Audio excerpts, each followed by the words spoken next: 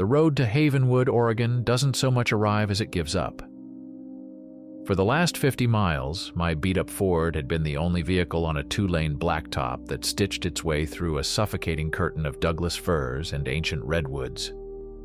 The trees were so dense they seemed to drink the sunlight, and the air that filtered through my open window was thick with the scent of damp earth and pine. It was a world away from the screeching tires and simmering asphalt of New York City, a world I desperately needed. My last crime novel had tanked, my agent was dodging my calls, and the reflection in the mirror belonged to a stranger with hollowed-out eyes.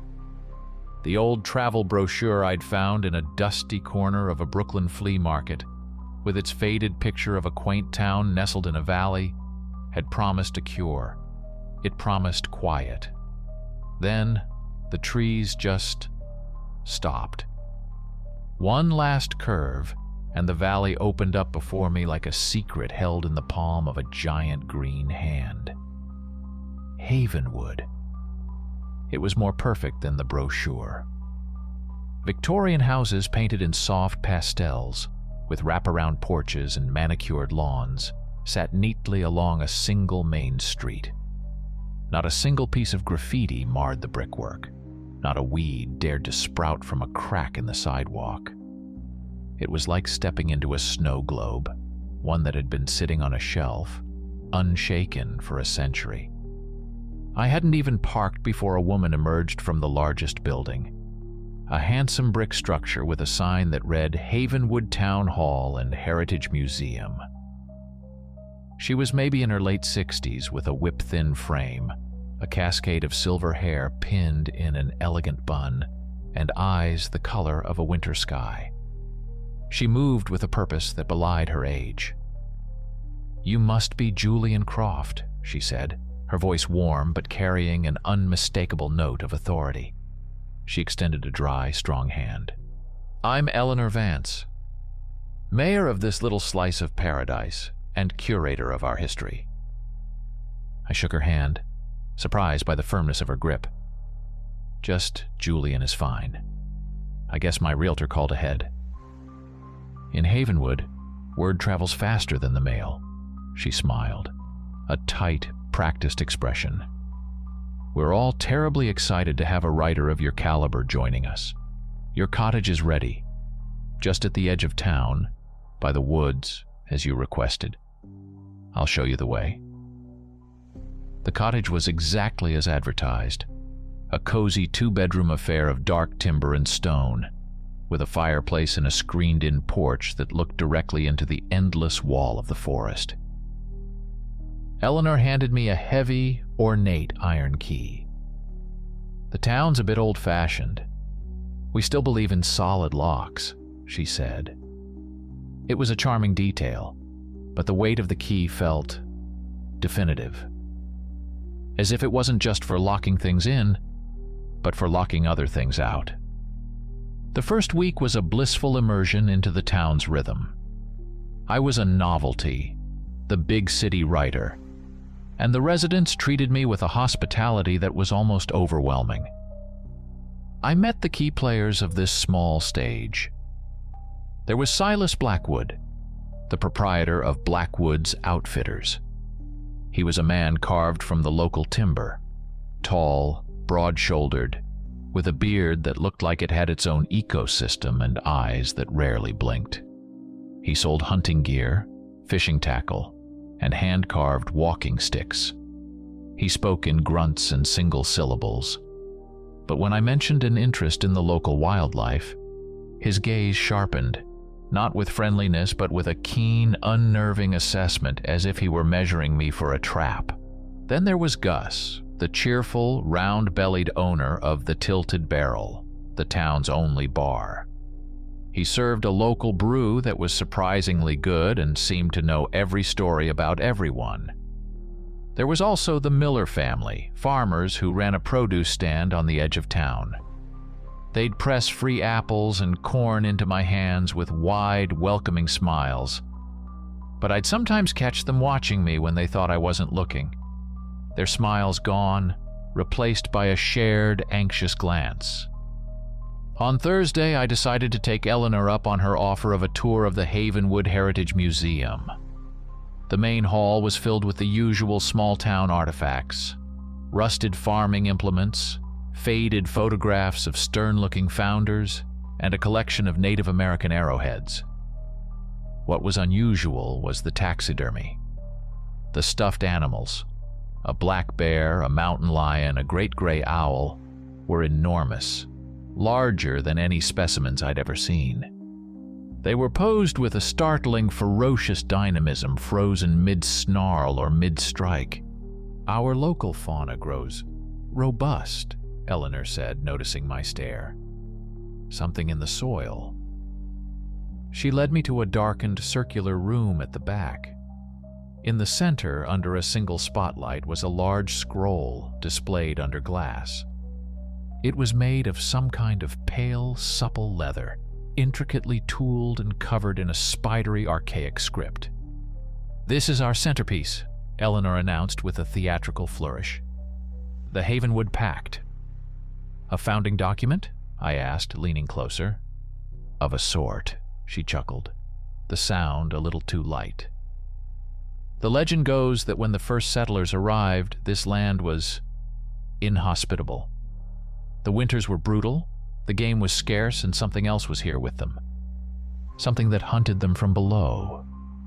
In their desperation, they made a deal with the spirit of the forest itself. A pact." She tapped the glass over the scroll. "It granted the founding families the ability to protect themselves, to borrow the strength, the senses, the very skin of the wild beasts, to fight those who burrow in the deep." I straightened up, a writer's smile on my face. "That's a fantastic piece of folklore, Eleanor. Truly, a writer couldn't ask for better material." Her own smile didn't waver, but her eyes were cold as she looked at me. "We find it more than just folklore, Julian. We find it comforting."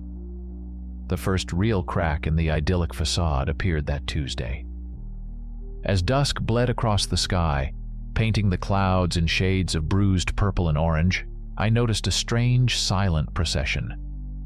About a dozen people, Eleanor Vance among them, and the grim-faced Silas Blackwood, and even one of the Miller sons, walked with a quiet purpose toward the town hall. They didn't speak to one another. Their faces were set like stone. Within minutes, the cheerful streets of Havenwood were empty. A single, lonely light flicked on in an upper window of the town hall. My curiosity, the same instinct that fueled my crime novels, took over. I walked down the deserted main street, the sound of my own footsteps unnervingly loud. The air was still and heavy. As I reached the steps of the town hall, a young man I recognized as the mayor's assistant stepped out of the shadows. He was polite, but his stance was as unyielding as a locked door. "Can I help you, Mr. Croft?" "Just wondering what's going on," I said, trying for casual. "Town meeting?" "Of a sort," he said, echoing his boss. "It's the founding council meeting, a closed session." He offered a placating smile that was pure artifice. "Only direct descendants of the original signatories of the pact are permitted. I'm afraid that's a tradition that goes back to the very beginning." The finality in his tone was absolute. I was an outsider. This was a wall I couldn't pass. The next day, I saw Mr. Miller at his farm stand. I bought a basket of tomatoes and tried to probe gently. "Quiet night last night. Seems like everyone disappeared after dark." He stopped polishing an apple and looked up, his eyes darting toward the woods and then back to me. He lowered his voice. "The council meeting. It's their way." "What kind of meeting needs that much secrecy?" I pressed. He shrugged, a gesture that was meant to be dismissive, but was coiled with tension. "It's their tradition. We don't ask. They take care of this town, keep it safe. That's all that matters to us." He leaned a fraction closer, and for the first time, I smelled the raw, animal scent of fear on him. "My family, we moved here 10 years ago. We're grateful to be here. We keep our heads down. You should too. It's better not to poke at things you don't understand." I walked back to my cottage, the weight of the tomatoes in my bag feeling heavier than it should. He hadn't said, "We don't care." He had said, "We don't ask." It wasn't apathy. It was a conscious, deliberate choice born of a fear so old and so deep it had become part of the town's foundation, as solid and unseen as the bedrock beneath the perfect, smiling houses. And for the first time since I'd arrived, the silence of the forest behind my cottage didn't feel peaceful. It felt watchful. The novelist in me, the one who spent years charting the secret lives of fictional detectives and killers, couldn't let it go. My writer's block had been a crisis of authenticity. My gritty New York stories had started to feel like pale imitations of a life I only observed. Here, in Havenwood, I felt the chilling presence of something real, a secret hidden in plain sight. I bought a new leather-bound journal and began my own investigation, titling the first page "The Havenwood Observations." My first entry detailed the unspoken hierarchy. The members of the founding council weren't just respected, they were obeyed. I saw it one afternoon when 2 loggers were having a heated argument outside the general store, their voices rising to a near shout. Silas Blackwood stepped out of his shop, 50 feet away, and simply looked at them. He didn't say a word.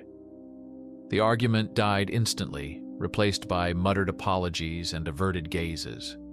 Their word was law, enforced not by police, but by a presence that was heavier and older than any statute. Then came the night patrols. From my porch, I'd watch them.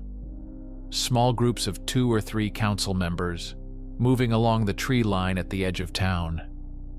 They didn't carry flashlights, they didn't need them. They moved with a predatory grace, a silent, fluid motion that was utterly at odds with their daytime personas as shopkeepers and administrators. They weren't strolling, they were hunting, their heads constantly turning, scanning the impenetrable darkness of the woods.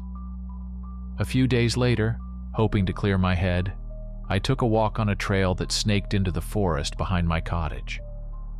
About a mile in, where the path grew faint, I found the tracks. The ground was soft and damp from an overnight rain. The first set was bizarre, 3-toed with a long, dragging mark behind them, as if from a heavy tail or a third limb. They weren't made by any animal I could identify from a biology textbook. But it was the tracks next to them that made the blood freeze in my veins. They were the prints of a wolf or a bear, but impossibly large. I placed my size 11 boot inside one of the bear prints. It was engulfed, with inches to spare on all sides. The depth of the impression spoke of a colossal weight. This was no robust local fauna. This was a monster. I knew I needed an inside source, and the most impenetrable and therefore most knowledgeable had to be Silas Blackwood. Charm wouldn't work on a man like that. Respect might. I walked into his outfitter's shop, the air thick with the smell of gun oil, cedar, and tanned leather. I spent nearly $1,000 on a top-of-the-line rifle, a high-powered scope, and a custom-honed hunting knife. I didn't haggle. I asked him questions about the rifle's action, the grain of the wood stock, the best way to maintain the optics in the damp Oregon climate. For the first time, I saw a flicker of something other than stony appraisal in his eyes. He answered my questions in his usual clipped sentences, but there was a new tone. He saw I wasn't just a tourist buying a souvenir. I was showing respect for his craft. "Good rifle," he grunted as he boxed it up. "Treat it right. It'll take down anything in these woods." His eyes met mine, and there was a challenge in them. Almost anything. My next stop was the town library, a small, musty annex of the town hall. The librarian was a timid woman who seemed startled to have a visitor. I spent 2 days hunched over a microfiche reader, scrolling through decades of the Havenwood Herald. And I found the pattern. Every 10 to 15 years, the cycle repeated. A rash of brief, terse articles. Minor seismic tremors reported near Mount Asher. Local farmer reports unprecedented livestock loss. Tragic hunting accident claims hiker. And immediately following these incidents, a stark notice. Due to a localized influenza outbreak, Havenwood will be observing a voluntary quarantine. All non-essential travel is discouraged for the next 2 weeks.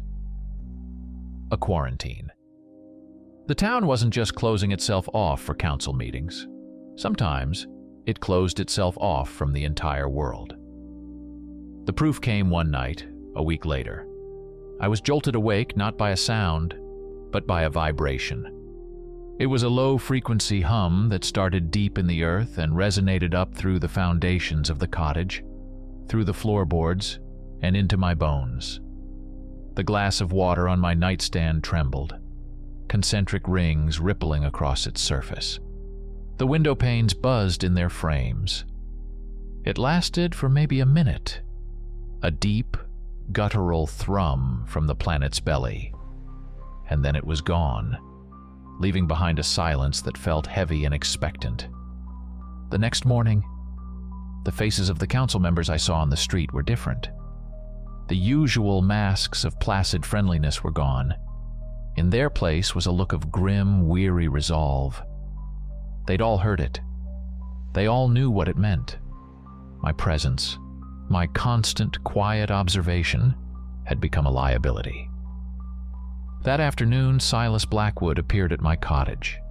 He didn't knock, just stood on my porch, a hulking silhouette against the afternoon light. "You've been asking questions," he said. It wasn't an accusation, just a statement of fact.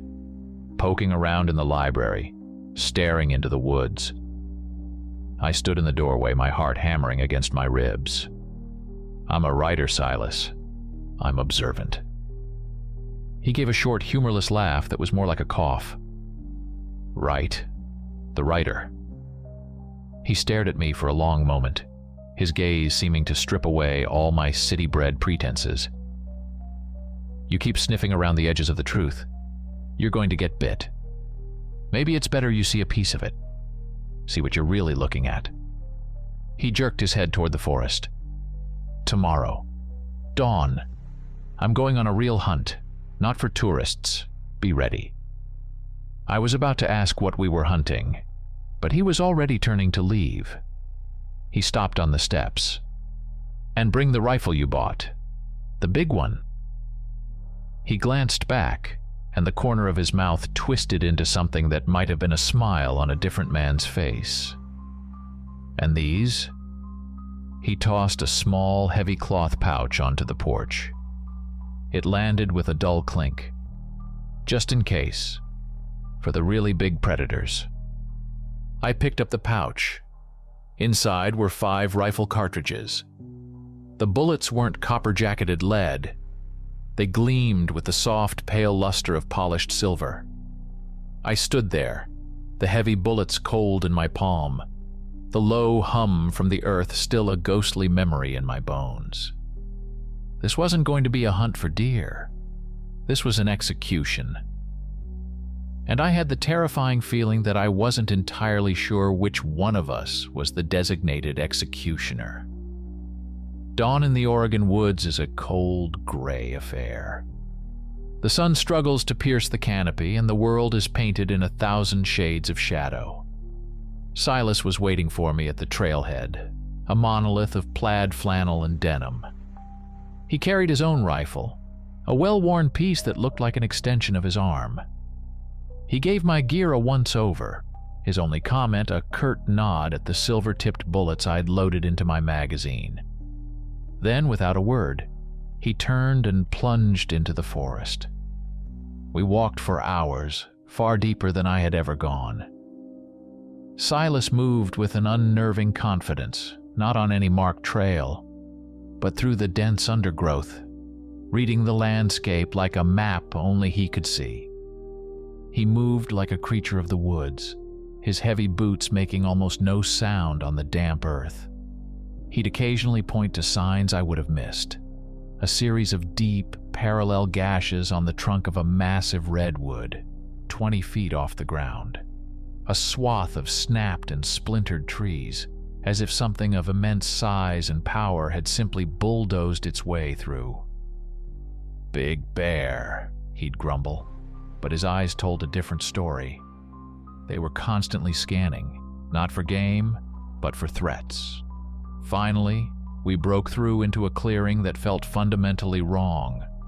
The air grew still and thick, carrying a cloying metallic smell like ozone after a lightning strike mixed with the stench of decay.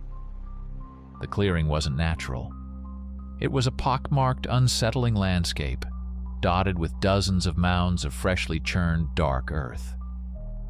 They looked like giant molehills, some as tall as a man, and the ground between them was spongy and unstable. "What is this place?" I whispered, my voice sounding thin and alien in the oppressive silence. Silas didn't answer. He had his rifle held at a low ready, his knuckles white. His whole body was a coiled spring of tension. "Watch your step," he hissed. "Ground's not solid here." His warning came a second too late. I took a step to get a better look at one of the strange mounds, and the earth simply vanished from under my feet. There was a sickening lurch, a rush of air, and then I was falling into blackness. My desperate scrabble for purchase found only loose dirt. I landed 10 feet down with a jarring impact on something that was neither rock nor soil. It was yielding and slick, and a searing pain shot through my right shoulder as it took the brunt of the fall. Panic, cold and absolute, seized me. I fumbled for the tactical flashlight on my belt, my hand shaking so badly it took 3 tries to click it on. The beam cut a brilliant, terrifying swathe through the darkness. I was in a tunnel. It was perfectly circular, at least 8 feet in diameter, and the walls weren't dirt or rock. They were smooth and dark, almost polished, like obsidian, and coated in a foul-smelling, translucent slime that dripped slowly onto the floor. This wasn't a sinkhole. It felt engineered. Leading off from the main tunnel were several smaller burrows, just large enough for a person to crawl into, vanishing into the suffocating dark. A wave of claustrophobia, so intense it made me gasp, washed over me. "Julian, you all right?" Silas's voice boomed from the edge of the hole above, laced with an urgency I hadn't heard before. "I think so. My shoulder—" A thick rope snaked down into the darkness. "Grab on." With my good arm, I wrapped the rope around my wrist, and Silas hauled me out with surprising ease, his strength immense. I collapsed onto the solid ground, gasping for air, the subterranean stench clinging to my clothes. "What in God's name was that? What are these tunnels?" I demanded, my voice shaking with adrenaline and horror. Silas was avoiding my eyes. He looked rattled, his usual stony composure gone. "Geological anomaly," he muttered, kicking at the edge of the hole. "Badgers. Mutated ones. The soil is weird out here." The lie was so blatant, so clumsy it was almost insulting. He was trying to patch a gaping hole in reality with a flimsy piece of tape. And then the ground began to tremble. It wasn't like the low hum from the other night. This was a violent, grinding vibration, growing in intensity with every second. It was coming from right beneath our feet. From the hole I had just been pulled from, a new sound arose. A loud, chittering, clicking noise, like a million insects scrabbling over rock, accompanied by a high-pitched shriek that set my teeth on edge. "Get back!" Silas roared, shoving me behind him. His face was a mask of pure, primal fury, an emotion far more terrifying than simple fear. "Get behind the tree, now!" I scrambled back as something began to emerge from the darkness of the pit. It moved with a slow, deliberate horror. First came two long, serrated antennae, twitching and testing the air. Then a head, triangular and glossy black, dominated by a cluster of huge, multifaceted eyes that glowed with a sickening internal phosphorescence.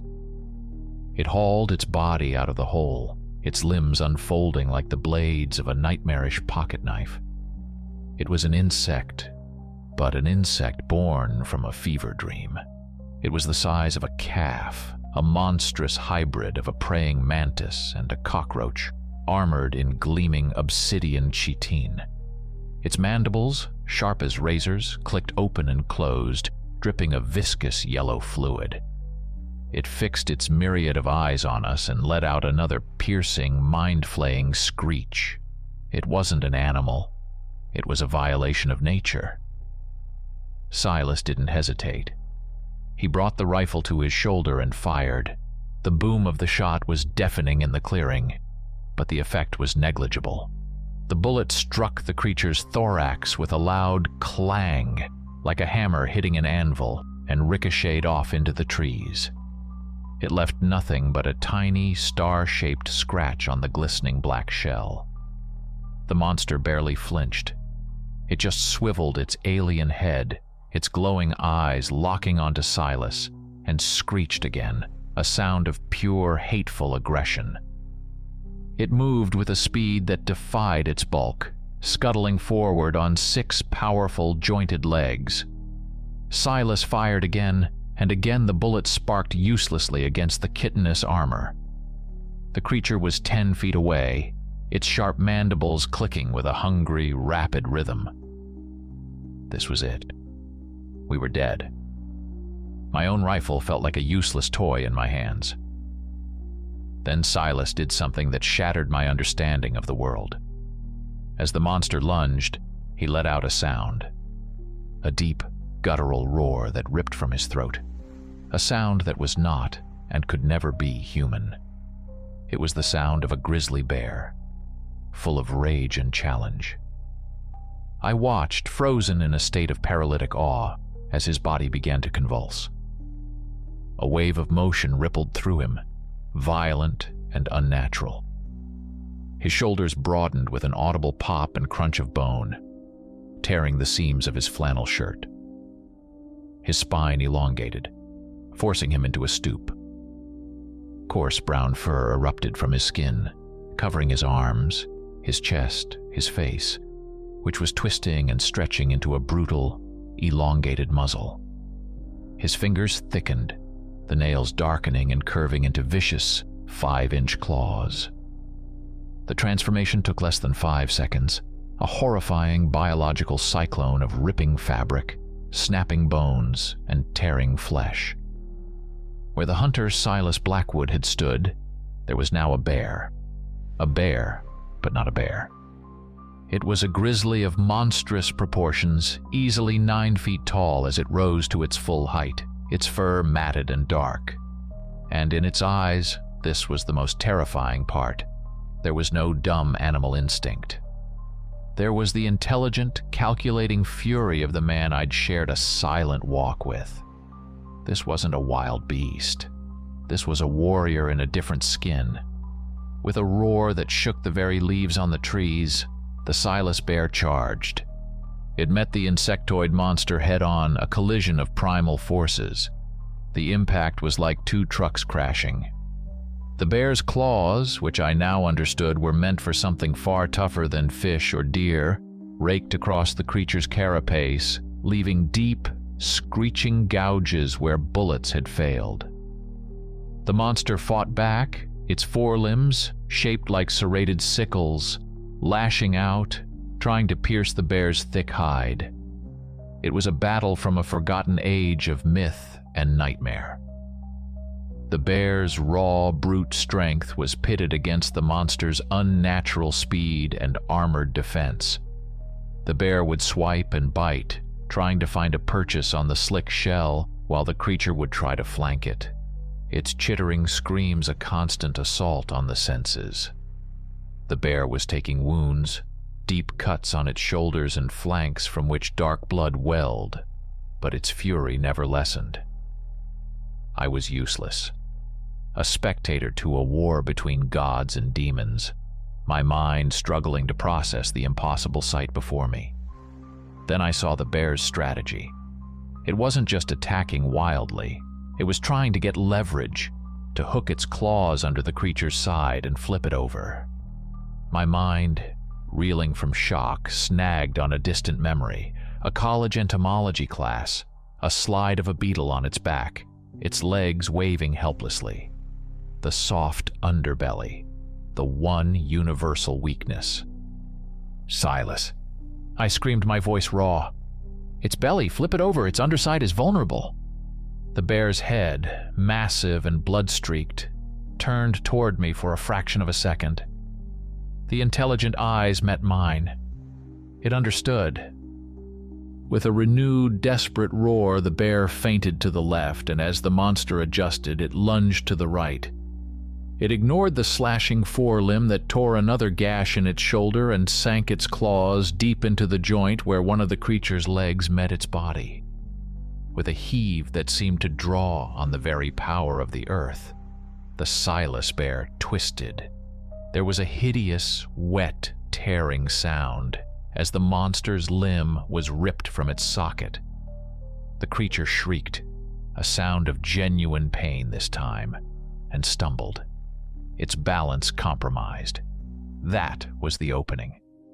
The bear slammed its full weight into the monster's side, driving it to the ground and with a final monumental effort, rolling it onto its back. The creature's underside was exposed. It was a pale, pulsating landscape of soft, segmented flesh, utterly unprotected. The bear did not hesitate. It fell upon the monster's vulnerable belly with the full, unrestrained violence of a force of nature. Claws and fangs tore through the soft tissue, ripping and shredding. Greenish-yellow ichor sprayed into the air, smelling of acid and rot. The monster's legs thrashed wildly, then slowed, and then, with one final shuddering tremor, it went still. Silence descended upon the clearing, broken only by the ragged, heavy breathing of the giant bear. It stood over its kill for a long moment, then slowly, painstakingly, the transformation reversed. The fur receded, the bones shifted back with sickening crunches, the muzzle softened and reformed into human features. A few moments later, Silas stood before me. He was naked, covered in a gruesome mixture of his own blood, the creature's foul ichor, and the dark forest soil. He was trembling from exhaustion and pain, leaning heavily against a tree. He looked at me, his eyes filled with a weariness that seemed centuries old. "Now you know," he breathed, his voice a ragged whisper. "Now you've seen what we protect Havenwood from." The journey back was a silent, grim procession. My mind was a maelstrom of shattered realities. Werewolves. No, we're bears. Monsters from beneath the earth. A quaint little town that was actually a fortress on the front lines of an ancient secret war. Every friendly smile I'd received, every whispered warning, every odd detail now clicked into place, forming a picture so vast and terrifying I could barely comprehend it. The world I had known an hour ago was a child's fairy tale. This, the smell of monster blood on the air, the sight of Silas's deep, ragged wounds, this was reality. We didn't speak until we reached the edge of town, where the manicured lawns met the untamed forest. Silas stopped, leaning against a tree, the pain evident in every line on his face. He finally broke the silence, his voice low and strained. "We're not what you think," he said, not looking at me. Not cursed. Not monsters from some movie. We're the kin, the guardians. This ability, he gestured vaguely at his own body. It's passed down through the bloodlines. It's not a curse. It's a duty, a burden. He finally turned to look at me, his eyes hard. That thing back there, we call them the Chetnids, the swarm. They live deep in the earth. This land is a weak spot, a place where the barrier between their world and ours is thin. Every so often, they try to break through. They test the defenses. We stop them. We've always stopped them. That's the pact. That's the price for living here in peace. I could only nod, my throat too tight to form words. He had saved my life by revealing a secret his people had likely died to protect for generations. That evening, as I sat in my cottage, nursing my bruised shoulder and my fractured sanity with a large glass of whiskey, there was a knock on the door. It was Eleanor Vance. Her usual warm, mayoral smile was gone. Her face was grave, her blue eyes holding a steely resolve. "Silas told me what happened," she said without preamble. "He said you saw everything." I started, but what was there to say? "Yes." "Then there's no point in hiding it from you any longer," she continued, her voice crisp and official. "And we can't have you running around with half the truth. It's more dangerous than knowing nothing at all. On behalf of the founding council, Julian Croft, I am formally inviting you to an emergency session at the town hall tonight." An hour later, I was walking up the steps of the building where I'd been so politely turned away just weeks before. Eleanor led me past the public offices and down a narrow hallway to a heavy oak door. She unlocked it with a key similar to the one she'd given me for my cottage. Solid, ancient iron. The room beyond was nothing like a municipal meeting hall. It was ancient. The walls were rough-hewn stone, the air cool and smelling of old wood and ozone. In the center of the room stood a massive round table, carved from the trunk of a single colossal oak tree. The polished surface was scarred and marked from generations of use. On the stone walls hung tapestries, each bearing the crest of a founding family. And on each crest was an animal. A bear, a wolf, a lynx, an owl, a boar. Silas was already there, his wounds cleaned and bandaged, sitting at the table under the sign of the bear. About 10 other people, the same faces I'd seen in the silent procession, were taking their seats. Eleanor stood at the head of the table, under the crest of a magnificent snowy owl. "Welcome, Julian, to our sanctuary." She proceeded to tell me the full story, her voice resonating with the weight of history. Their ancestors hadn't just been settlers, they were exiles from Europe, practitioners of an old faith tied to the land, who were hunted as witches. They were drawn to this valley, a place of immense natural power. But they soon found the power had a dark side. The land here was thin, a term they used to describe a place where the veil between dimensions was frayed. The first swarm invasion nearly wiped them out. In their desperation, Eleanor explained, her eyes distant, our ancestors performed a ritual. In the heart of the forest, they had found a fallen star, a meteorite of a strange, non-terrestrial metal. They dragged it here, to this very spot. She stamped her foot, and the stone floor rang with a faint, metallic hum. "It's in the vault directly beneath us." They called out to the spirit of the land, the genius loci of this forest, begging for the strength to defend their new home. And the spirit answered. She gestured to the scroll in the museum. The pact was forged, not with a demon, but with the earth itself. It granted our bloodlines the ability to channel the totem spirits of this land, to become the very beasts we lived alongside. a fusion of man and nature to fight the unnatural. But this power is not a simple gift, a stern-faced man with the wolf crest interjected. The transformation drains us, leaves us vulnerable. Every generation must be taught to control the beast within, lest we lose our humanity to it. We are not immortal. We bleed. We die. As 2 of our young men did in the last cycle, 15 years ago. A silence fell over the room. I finally found my voice. Why tell me? Why bring me, an outsider, here? It was Silas who answered, his voice a low rumble. Because you saw, and because some of us think the old ways aren't enough anymore. The council has been divided.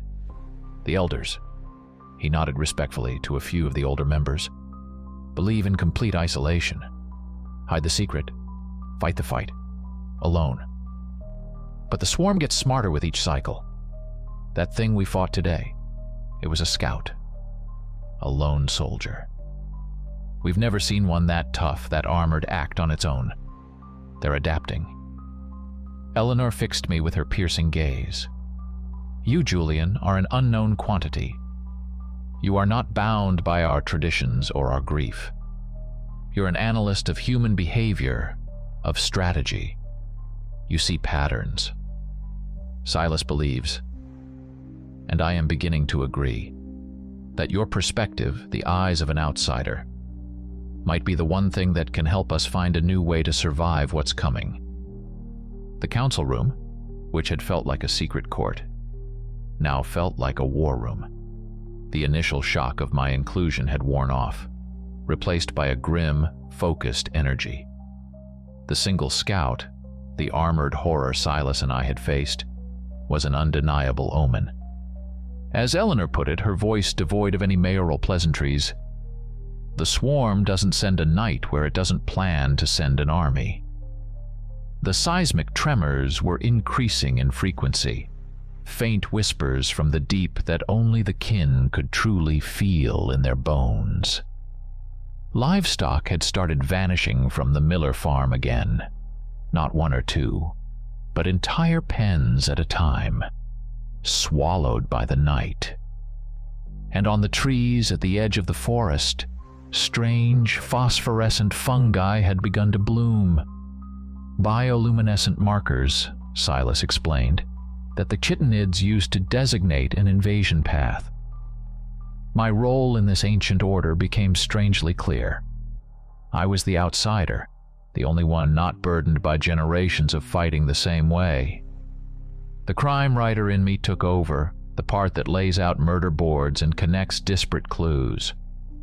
While they spoke of battle rage and ancestral strength, I asked questions they had never thought to systematically address. How do they coordinate? I asked the table at large, my voice feeling loud in the hallowed room. That thing in the woods was smart. It tested Silas's defenses before it committed to an attack. That implies intelligence. Is there a hierarchy? Soldiers? Officers? A general? The members looked at each other. A younger man with the lynx crest shook his head. They are a hive mind, a force of nature. We've always just fought the wave until it breaks. No, I insisted, leaning forward. A wave doesn't faint. It doesn't probe for weakness. A hive mind still needs a nexus, a central point of command. If we can identify it, we can decapitate the army. The idea hung in the air, a new and dangerous thought. Eleanor's sharp eyes fixed on me, a flicker of new respect in them. The chronicler's texts, they speak of a broodmother or queen, a psychic anchor for the swarm. But it has always been a legend, a creature of the deepest tunnels, never seen on the surface.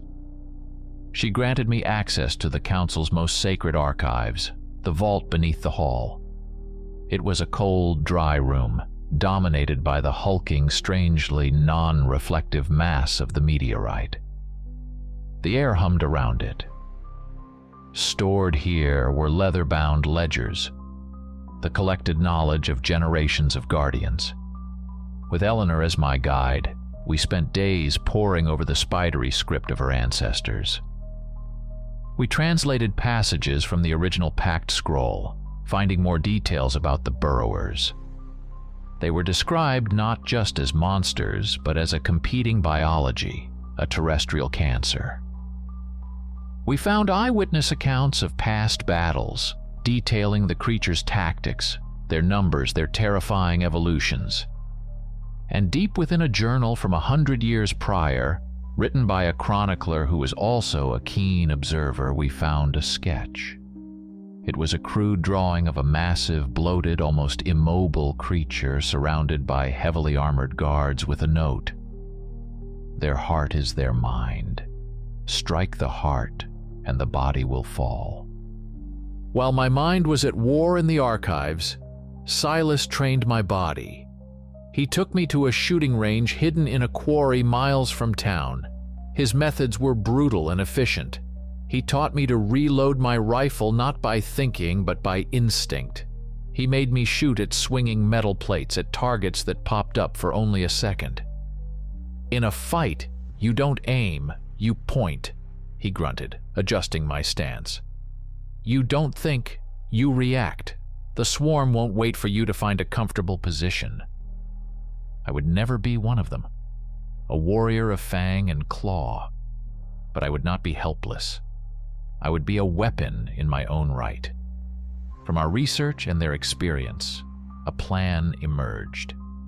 It was a desperate, three-tiered defense. The non-kin civilians, the uninitiated, would be given a signal, the old fire bell on the town hall. At its toll, they were to retreat to reinforced cellars, places fortified over generations for this very purpose. The kin would form a defensive line at the forest's edge, meeting the swarm on open ground to prevent a street-to-street battle that would destroy the town. My role? I would be their overwatch. From the roof of my cottage, which had a clear line of sight over the fields bordering the forest, I would act as a spotter and a sniper, using the high-powered scope to pick off high-value targets the main line couldn't reach. The waiting was the worst part. I saw the strain on the faces of the kin. I saw a young man who transformed into a swift red fox arguing with his father, a stoic boar about the danger. I saw a wife, a fierce lynx, holding her husband, a wolf. Their embrace a fragile shield against the coming storm. They weren't mythical figures anymore. They were people, neighbors, carrying a burden that would crush any normal soul. They were terrified, and they were ready. One evening, I was in the archive with Eleanor, cross-referencing a map of the tunnel system I'd fallen into with an old geological survey. Suddenly, the deep, resonant toll of the fire bell shattered the evening quiet. It wasn't a test. It was a single, sustained clarion call that echoed off the surrounding mountains. A summons. An announcement of war. Eleanor looked up from the ancient text, her face a mask of iron. The centuries of her lineage settled upon her shoulders, and she met my gaze without a trace of fear, only a profound and terrible certainty. "It's begun," she said. The tolling of the bell transformed Havenwood in an instant. The cozy illusion of peaceful small-town life evaporated like mist in a harsh wind. Lights in houses winked out. Doors slammed shut, followed by the heavy, definitive thump of deadbolts and crossbars being thrown. The uninitiated residents moved with a practiced, fearful speed, disappearing from the streets and into the earth like prairie dogs diving for their burrows. The silence that followed the bell was absolute, a dead, heavy blanket of anticipation. I ran with Silas toward the forest's edge, my rifle slapping against my back, the extra magazines of silver-tipped rounds heavy in my pockets. At the edge of the Miller Farm's main field, the kin were already assembling. There were nearly 100 of them, men and women from their late teens to grizzled elders, armed with a strange mix of modern and primal weaponry. Some carried heavy-caliber rifles or shotguns. Others held wicked-looking axes and long knives for the brutal close-quarters work to come. All of them radiated a grim, focused energy. Then came the sound. It started as a low, subterranean vibration, but quickly grew into an overwhelming tide of noise rolling out of the dark woods. It was the sound of 1,000,000 nightmares, the chittering, clicking, scrabbling sound of chitin on rock and root, a sound that bypassed the ears and drilled directly into the primitive centers of the brain that scream run. And then, in the suffocating blackness between the trees, the lights appeared. At first there were just a few, like scattered embers, then dozens, then hundreds, then thousands, until the entire forest edge was a glittering, shifting curtain of phosphorescent, multifaceted eyes. It wasn't fire. It was the gaze of an army, an entire legion of monsters staring out of the dark, and it was the single most terrifying thing I had ever seen. Eleanor, standing in the center of their formation, raised a hand. "For Havenwood! For the pact!" Her voice was not a shout, but it carried across the field with absolute authority. Now! The great transformation was not a thing of magic, but of raw, violent biology. It was a symphony of snapping bone and tearing flesh, a wave of guttural snarls and shrieks of effort. I watched in awe as the line of human defenders dissolved and was reborn as a living wall of beasts. Hulking bears stood shoulder to shoulder with packs of lean gray wolves. Sleek, powerful lynxes crouched low to the ground, their tufted ears twitching. Massive, tusked boars pawed the earth, snorting with aggression. And above, silent shapes took to the air as the avian kin, great horned owls and red-tailed hawks, became circling sentinels in the night sky. The entire fauna of the Oregon wilds had been mustered for war. The first wave of chitinids burst from the trees. They were the soldiers, the same calf-sized horrors I had seen before, a tide of black, glistening carapaces and razor-sharp limbs. They surged across the field, and the battle began. It was pure, primal carnage. The kin met their charge with a ferocity born of desperation and duty. The wolves worked in coordinated packs, a fluid, deadly dance of feinting and flanking, dragging the creatures down and tearing at the vulnerable joints of their limbs. The bears and boars were living battering rams, crashing into the chitinid lines, shattering their formations with sheer, unstoppable force. I scrambled up the ladder I had propped against my cottage and took my position on the peak of the roof. Laying prone on the shingles, I chambered around and peered through the scope. The battlefield was a chaotic panorama of violence. My heart hammered against my ribs, but Silas's training kicked in. Don't think. React. I saw a group of 3 chitinids breaking off from the main fight, scuttling around the flank towards the first houses of the town. I centered the crosshairs on the lead creature's head, exhaled, and squeezed the trigger. The rifle bucked against my shoulder. Through the scope, I saw the monster's head explode in a spray of yellow ichor. I worked the bolt, found the second target, fired. The second one stumbled and fell. The third hesitated, its antennae twitching, and I took it down before it could retreat. I was no longer Julian Croft, the writer.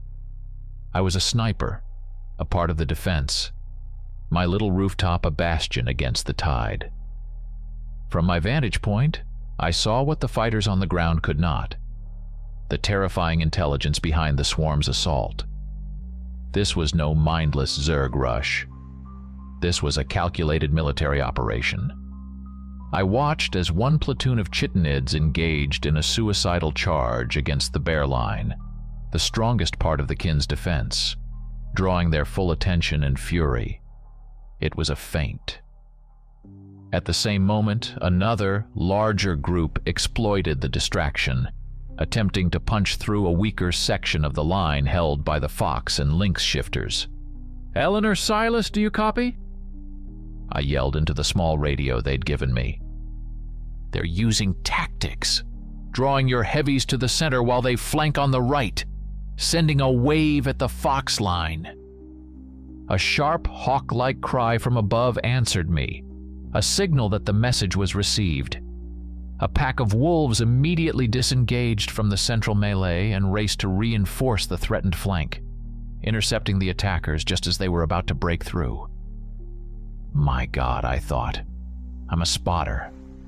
I'm their eye in the sky. Then, new horrors emerged from the forest. They were huge, twice the size of the common soldiers, their chitin gleaming with a dull metallic sheen, like blued steel. Their forelimbs weren't just sharp. They were massive, scythe-like blades that could shear through a small tree. These were the elite guards from the old chronicler's journal.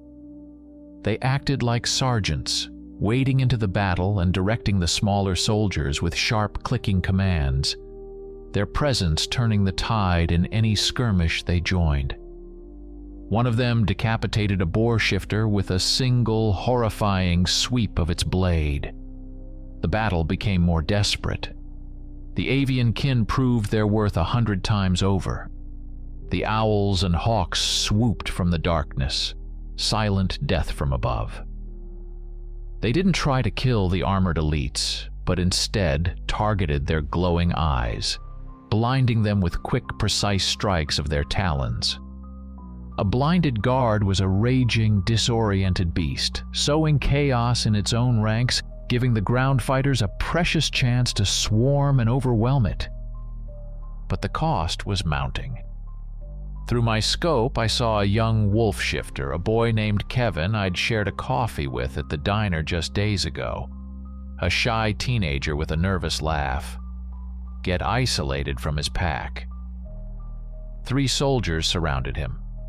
He fought with valiant fury, but he was overwhelmed. I saw them tear him apart. The sight sent a cold, sick rage through me, clearing my head of fear. This wasn't a story. This was real. The price of this town's idyllic peace was written in blood on this field.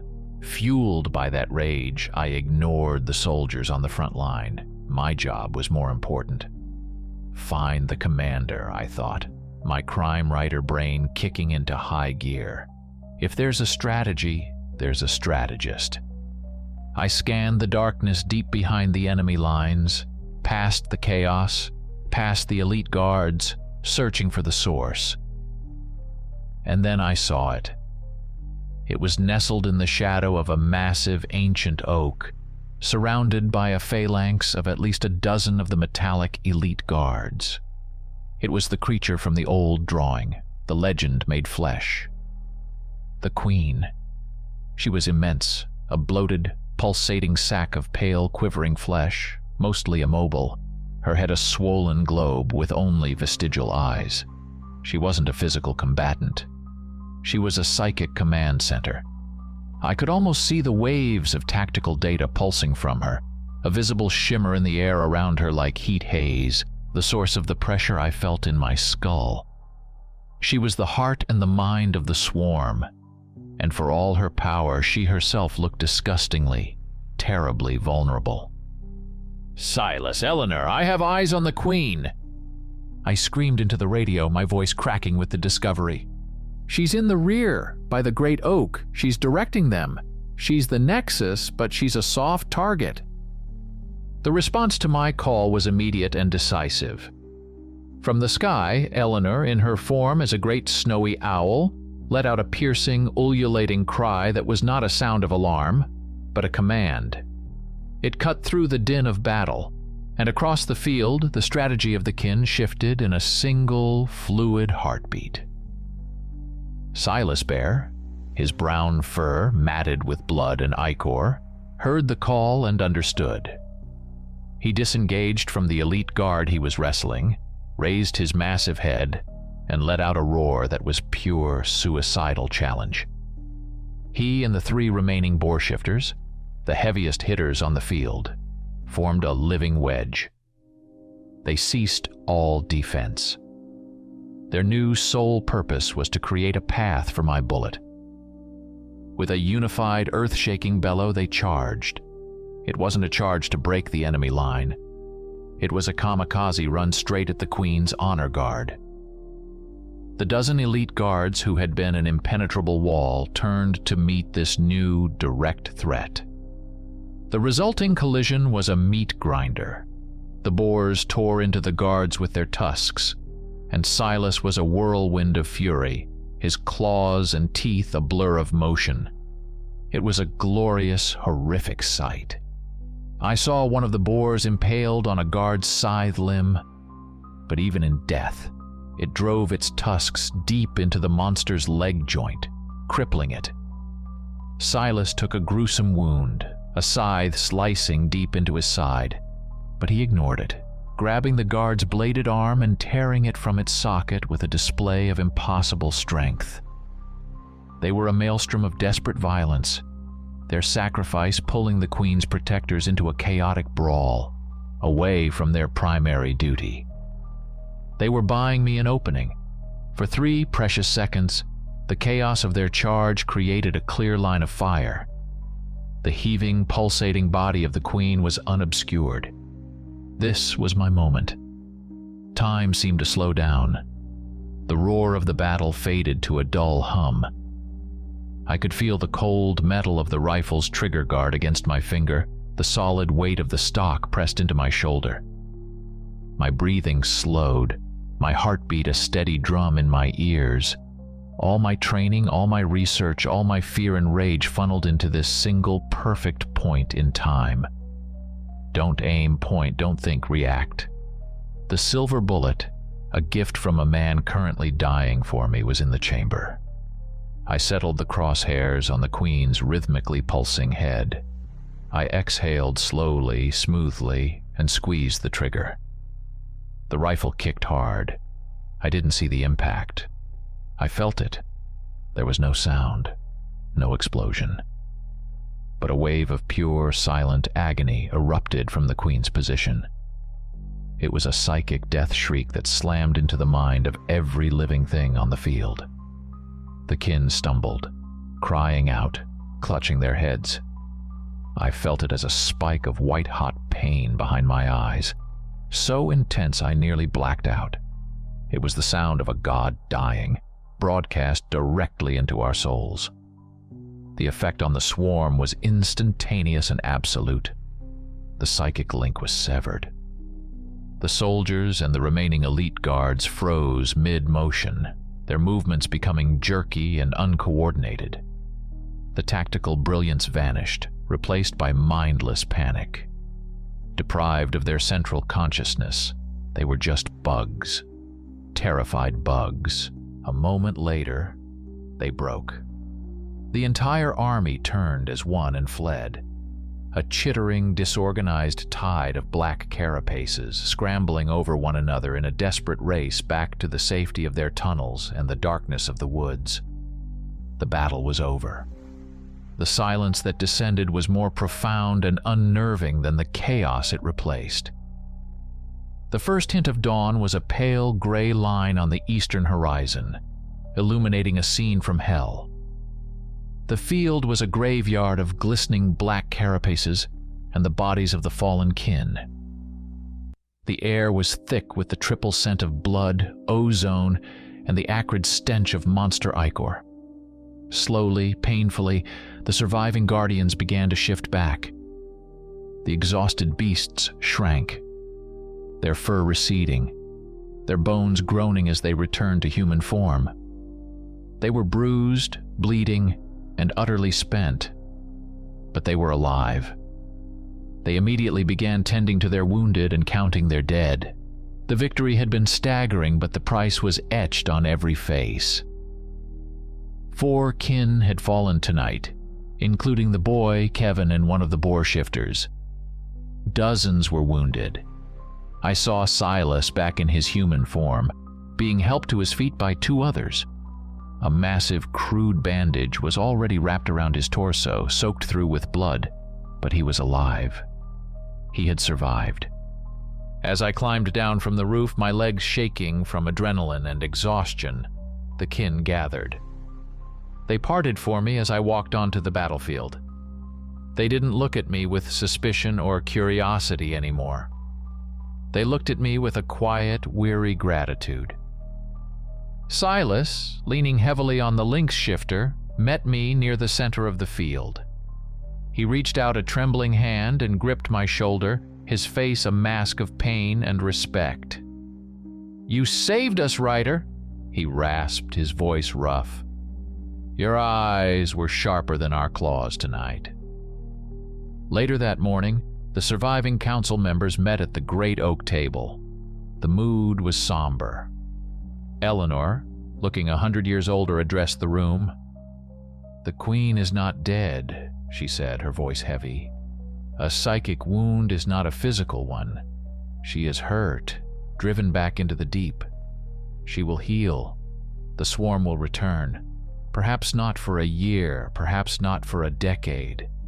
But this war is not over. We have only won a reprieve." But there was a new resolve in the room. "This time, we will be ready in a new way," she continued, looking directly at me. "We will not rely on tooth and claw alone. We will use our minds." I walked back to my cottage as the sun finally climbed over the mountains, bathing the wounded town in a soft morning light. The forest no longer looked like a place of peace and inspiration. It was a border, a wall, a front line. My personal crisis, my search for an authentic story, seemed like a foolish, selfish luxury from another lifetime.